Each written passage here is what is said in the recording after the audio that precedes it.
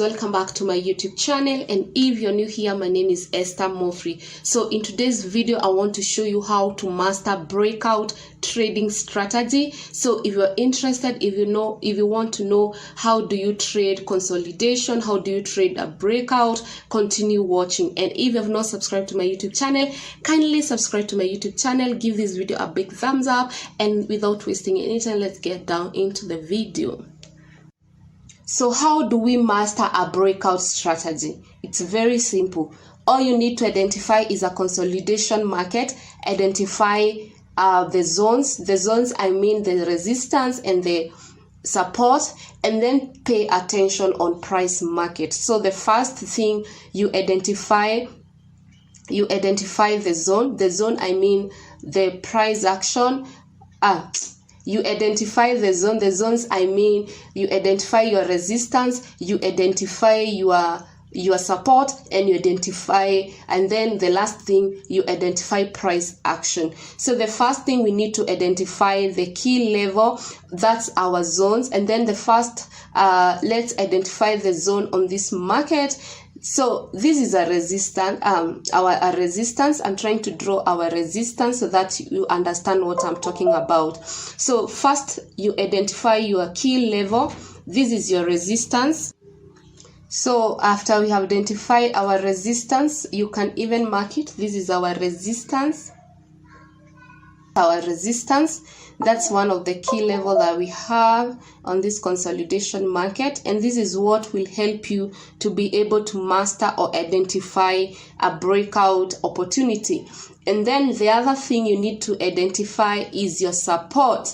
Where is this market hitting multiple times? You can see this market is hitting multiple times at this area of 1791. So this is our support. So you can identify our support again. Identify your resistance, you identify your support. Remember, this is a key level. It's like a zone, because the many times the market has hit your resistance and many times the market has hit your support is what makes you want to even take advantage on the breakout, because you know whatever side the market will break out to, it will break out with a force and it will give you more pips and you'll take advantage of the market. So if we can start identifying how much or how many times the market has touched our resistance, you can just draw with our tool. That's 2, and then here it's 3, then we have another 4, even if it didn't touch, then we have here 5. So the market touched our resistance 5 times. Then how many times did the market touch, the price touch our support? So we have 5. Like the price was touching our support so many times, and this is giving you an indication that this market will eventually break either upward or downward, because at this moment we can't tell if our market is uptrend or downtrend, is in consolidation, and it tried to touch at this point. So you can see how many times it touched up, how many times it touched down. This gives you the guarantee that this market eventually it will break. Either the resistance will be broken or the support will be broken. And this strategy is identify the side that will be broken to take advantage. The other thing that can help you to identify the breaking or the market is in consolidation, you can use 20 EMA. So if I enable my 20 EMA, you can see the price, the 20 EMA is the red line. You can see the price was cutting through the red line. So the minute the price is cutting through the red line, it means the market is on consolidation. And there are people who prefer not to trade a consolidation market. And because this is a higher time frame, the difference between the support and the resistance is 100 pips. There are those people who can have a strategy of, if it hits the demand which is the support, I will sell. If it hits our supply, which is our resistance, if it hits our support, I'll buy. If it hits our resistance, I will sell. There are people who do that strategy and they get 50 to 70 pips and it's good. But in this strategy, I'm showing you how to trade the breakout. How do we even trade the breakout? And the first price action is this, the high low that was made. Remember guys, when the sellers were given an opportunity, they were supposed to make a lower high. Lower high, it means the sellers have pushed market lower than the previous sellers, the previous place. So they push the market lower than this place.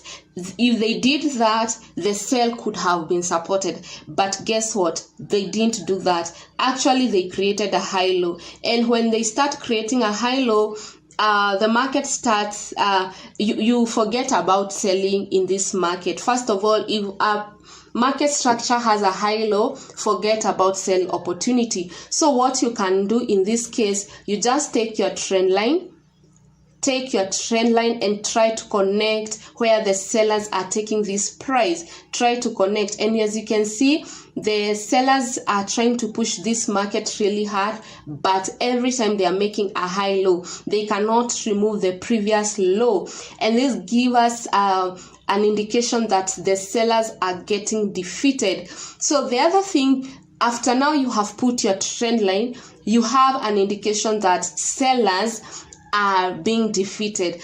But even if sellers are being defeated, when buyers push the market, they are creating high highs, but there's something else happened. When these buyers pushed the market here, when they pushed the market here, they didn't create a high. So the sellers took the market down, created a high low again, never remove this low, and then the buyers entered the market, created a high. So at least the buyers were trying to show more commitment and they were pushing the market even higher.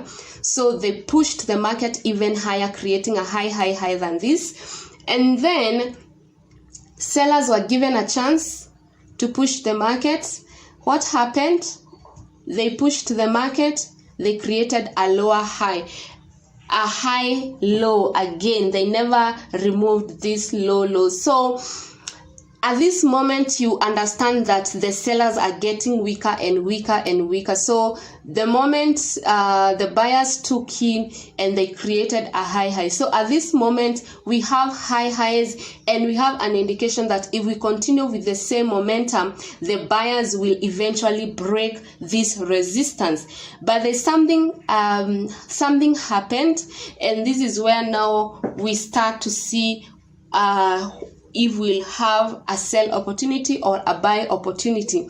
When the sellers again pushed the market, touched our trend line, never took the market lower than our previous low, but the buyers came in and created a low high. So the minute the buyers are coming and they refuse to create a high, what you do, you create a trend line. I don't know if guys you're understanding.